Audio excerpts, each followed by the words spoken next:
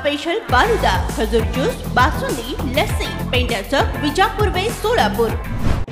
हैदराबादचे 7वे नवाब मीर उस्मान अली खान यांचे नातू दिलशाद जहां सोलापुरात 7वे नवाब उस्मान अली खान यांच्या नावे सातारा जिल्ह्यातील महाबळेश्वर येथे महाराष्ट्र शासनाच्या मालकीचे लीज प्रॉपर्टी म्हणजेच वुडलँड बंगला या नवाबांच्या ताब्यात आहे।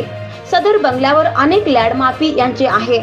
या लँड माफियांकडून सदरची जमीन हडप करण्याचा प्रयत्न हाणून पाडण्यासाठी नवाबांचे वंशज आज सोलापुरात आले।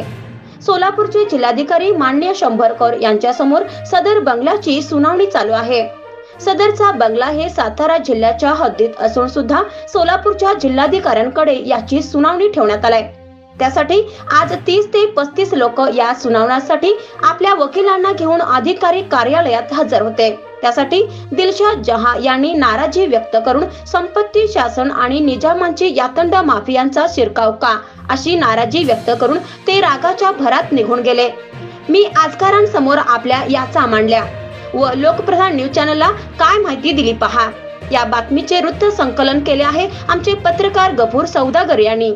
उस्मान हैदराबाद के निजाम साहब की जो महाबड़ेश्वर के अंदर बंगला है जी, उस बंगले के सिलसिले में आज सोलापुर के कलेक्टर के पास हियरिंग रखी गई जी। क्या ये महाबड़ेश्वर सातारा जिले में आता है, सातारा जिला छोड़ के सोलापुर के कलेक्टर के पास इसकी हियरिंग लेने का कारण क्या है, थोड़ा सा बता सकते हैं आप?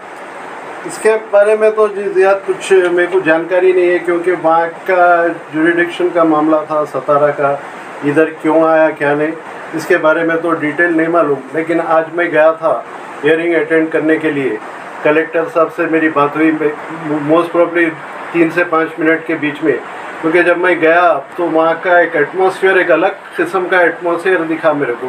फैमिली का तो कोई एक आध जना कोई था तो था, बाकी के जो 30 से 35 लोग थे जो कोई किसी को नहीं जानते। यानी एक टोटली लैंड माफिया का कवरेज था वहाँ पे पूरा कलेक्टर साहब के लिए।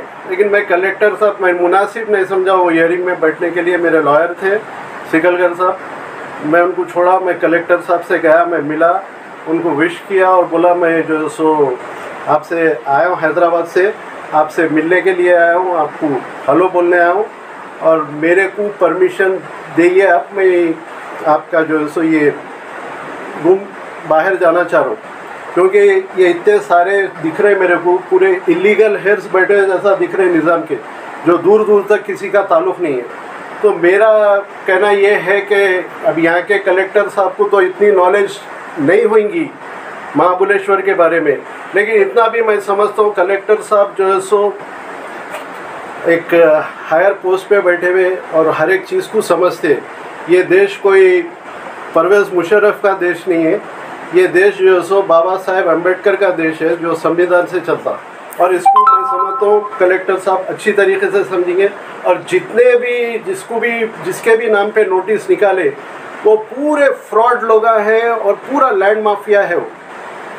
और मेरी एक ही रिक्वेस्ट है, अगर आपके माध्यम से ये चीज़ कलेक्टर साहब ने जारी, तो मेरा एक रिक्वेस्ट है कलेक्टर साहब से कि इसकी बहुत कड़ी से कड़ी जो इंक्वायरी कराए और एक रूल पास करे, चाहे मैं हो या कोई भी हो, जब तक कोर्ट का कोई सक्सेशन नहीं आता किसी को एंटरटेन नहीं किया जाए।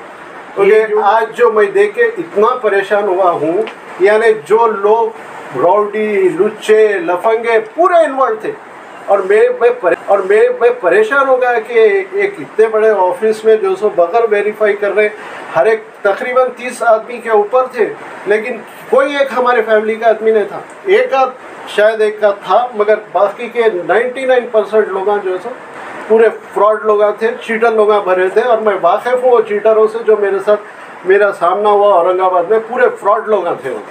इसका मतलब कलेक्टर साहब ने इतने 30-35 लोगों को नोटिस दे के बुलाए होंगे क्या? जी नहीं, 30-35 जनों की तो नोटिस नहीं है, मेरे पास भी नोटिस है, मेरे नोटिस रोक दिए गए, लेकिन मेरे को कोई और दूसरी जगह से नोटिस मेरे नोटिस रोक दिए जा रहे हैं यहाँ पे, और मेरे को कोई दूसरी जगह से नोटिस पहुँची है। तो इतने लोगों के नाम पे तो नोटिस नहीं है, लेकिन मेरे को ऐसा दिखा कि पूरे लैंड शार्क्स बैठे हुए, वो एक प्राइम प्रॉपर्टी है, हमारी लीज प्रॉपर्टी है, वो जो निज़ाम जो है सो 1952 में जो है सो कोई गुलबाई से लीज करे थे, महाराष्ट्र गवर्नमेंट की लीज प्रॉपर्टी है और वो आज भी हमारे ताबे में है, हमारे उसमें ही है। अब वो इलीगल कोई क्लेमेंट आता, कोई दिलीप ठक्कर आता, कोई फलाना ठक्कर आता, ये बोलता कि हम है वो है, ये पूरा फ्रॉड चल रहा। और इसके लिए शायद मैं महाराष्ट्र गवर्नमेंट से भी लेटर्स दे के मालूम करने की कोशिश करूँगा, एक इंक्वायरी बिठाने की कोशिश करूँगा। और आज एक पिटीशन आया लेके, वो बोले हम 1st to 6th निज़ाम के लोग हैं, हमारा शेर बनता। अरे उस्मान अली खान जो है सो 1952 में कुछ प्रॉपर्टी लिए, मोस्ट प्रॉब्ली 1952 या 53 गुलबाई से लीज हुई हो प्रॉपर्टी। अब ये 1st to 6th निज़ाम बोलते हैं, हम आके उस्मान अली खान की प्रॉपर्टी में हमारा शेर है। उस्मान अली खान की प्रॉपर्टी जो निज़ाम ऑफ हैदराबाद थे, जो यूनियन गवर्नमेंट ऑफ इंडिया में जब मर्ज हुए, उनका एक जो सो एक एग्रीमेंट जो बना हो यूनियन गवर्नमेंट ऑफ इंडिया और निज़ाम के बीच में, जिसे आज मर्जिंग एग्रीमेंट और ब्लू बुक, उसके साथ एक निज़ाम के प्रॉपर्टीज़ की एक लिस्टेड बुक बनी जिसको ब्लू बुक कहलाते। तो वो प्रॉपर्टी निज़ाम के हैज़ के ऊपर इनहेरिटेड होती। अब आके 1st to 6th निज़ाम बोलते जो सो हम भी इसमें इन्वॉल्व हैं। ये तो ऐसा कर रहे हैं जैसा कि कोई समझ के बाहर है मेरे तो। अब मेरे को इतनी उम्मीद है कि शोलापुर कलेक्टर साहब, मैं समझता हूँ उन्होंने बराबर तरीके से इंसाफ करेंगे। उन्होंने भी जो है एक हायर पोस्ट के, और शायद संविधान से तो उनको बहुत अच्छी तरीके से वाकिफ़ होना चाहिए। मेरी एक ही रिक्वेस्ट है कलेक्टर साहब से कि जितना कचरा भरा हुआ है इसकी कड़ी से कड़ी इंक्वायरी करें, ये मेरा इंटरेस्ट है। अब देखेंगे नेक्स्ट ईयरिंग कब हुई तो फिर आप लोगों को मैं अपडेट कर सकता हूँ कुछ भी रहा।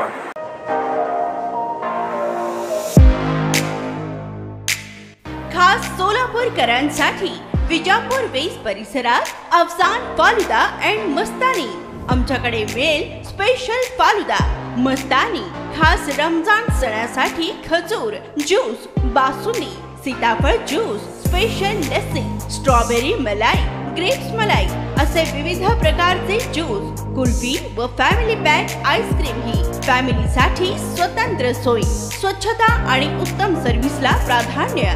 सोलापुरातील सुप्रसिद्ध Afsan falooda and Mastani, painter चौक ते विजापूर वेस रस्ता, सोलापूर।